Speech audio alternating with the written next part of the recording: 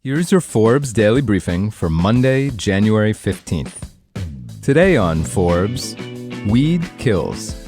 How investing in cannabis almost took down Scott's Miracle-Gro. It's a beautiful, chilly November day in Las Vegas, and Jim Hagedorn, the CEO, president, and chairman of Ohio-based lawn care giant Scott's Miracle-Gro, is pissed off. Scott spent $1.7 billion building pot-focused subsidiary Hawthorne Gardening Company and acquiring grow light manufacturers, hydroponic supply outfits, plant nutrient makers, and other cannabis cultivation supply companies. But after nearly a decade of making a series of audacious bets on the legal cannabis industry, Hagedorn admits the venture has been an abject failure. Inside his company's booth at MJ BizCon, the largest annual cannabis industry expo held at the Las Vegas Convention Center, Hagedorn throws a booklet of rolling papers across the table to make a point.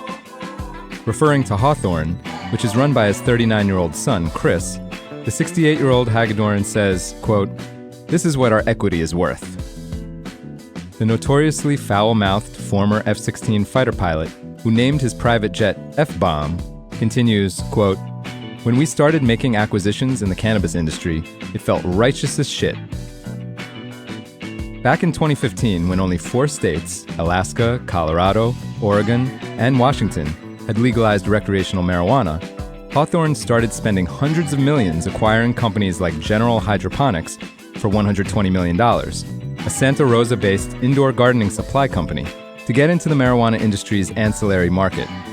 The move helped the Hagedorns grab glossy magazine headlines, and Scott's stock price started to rise from the mid-$50 range to above $60 a share. By May 2021, the company acquired more cannabis-focused companies, like Luxx Lighting, purchased for $213.2 million, a grow light company started by the founders of respected weed brand Jungle Boys. The company also brokered a $150 million convertible debt deal with Canadian cannabis investment vehicle RIV Capital.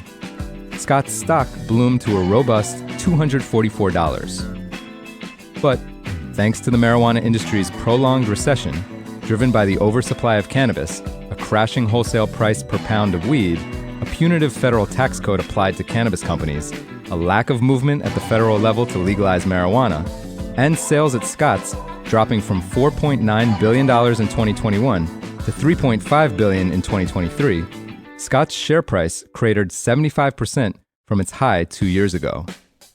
Hawthorne, which saw its sales decrease by nearly 35% from 2022 to 2023 and posted a net loss of $48 million for the year, had to terminate 1,000 employees from its 1,300-person staff and shuttered Luxx Lighting after disposing of $200 million worth of unsold inventory in a landfill. Hagedorn says that the company is now worth, quote, $0 or less. Hagedorn, wearing a National Rifle Association hat emblazoned with a "Don't Tread on Me" logo, says, quote, "Look, pot almost took us down." Bring up Scott's in front of cannabis investors and they'll laugh and hurl insults like how the Hagedorns are, quote, "effing morons" or, quote, "arrogant idiots" for blowing through $1.7 billion. But the father and son team are smart and humble enough to roll with the abuse. During a November 2023 earnings call, Hagedorn said, quote, "You can throw shit at us, we deserve it." However, they have a plan to spin out Hawthorne from Scott's, an announcement that helped the stock jump 8% in a day. Hagedorn says that ultimately, the goal is to create the Procter & Gamble of marijuana, without a whiff of irony, by selling Hawthorne to a publicly traded cannabis company like Curaleaf, Trulieve, Green Thumb Industries, or Verano. None of these companies commented to Forbes about a potential deal. It's not that Hawthorne, which owns more than 20 companies that make everything a farmer needs to grow designer indoor marijuana, from lighting to nutrients, doesn't have value. Matt Garth, Scott's CFO, concedes that Hawthorne is a, quote, "detractor to Scott's overall valuation." But looking towards the future, he says, quote, "There's a lot of value."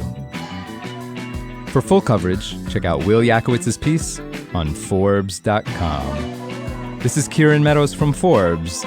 Thanks for tuning in.